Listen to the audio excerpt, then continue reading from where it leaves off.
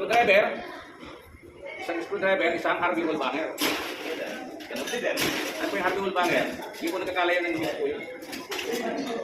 Screwdriver, RB ball banger. Okay? Magagamit po tayo ng vodka. Absolute blue. Okay? So magigigan po tayo ng 30 ml. 30 ml gigan na tingin. Pwede po dito, pwede naman dito. Okay? So 1 giger na vodka. 30 ml. Okay? Screwdriver po ito ha. Ito naman po, RB ball banger, gigan din ng vodka. Nataiba lang po ng twist, may konting twist lang po yan. Okay? Sa bar po, kung saan ginawa ang bagay, ang gamit, doon babalik din. Tama po niyan, screwdriver, orange juice. Orange juice. Lagyan ko na pa sa orange juice. Orange juice.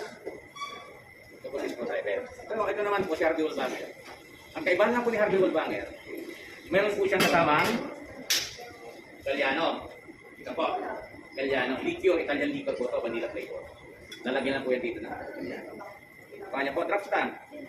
Okay. Yan po yung kaibahan ni RB sa screwdriver. Okay. Coating stir lang po yan. Para pwede nang inumin.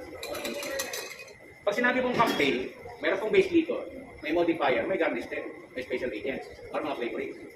Anong base liquor? Yung ginamit ko po ito. Ano po yung mga pinaka-modifier? Ano yung special flavors? Galliano. Okay. So, may garnish po yan. Dapat may garnish. Sample, ito gagarnish ko po sa RB ball banger.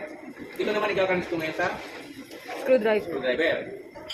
Si screwdriver po, pwede mong ilubog ko po yan. Pwede naman. Diba? Pwede naman po. Pwede mong lagay ng stirrer. Diba? Stirrer. Okay. So, pag sinard po yan, usually, pag nag-share po tayo, meron po siya nakalagay na coaster. Tawagin na yung coaster. Ito, excuse me ma'am, your RB ball banger. Okay. Excuse me ma'am, your screwdriver. Yan po yung pag-share po niyan ha. Nalagay po ng belt na sa gilid. Ayun!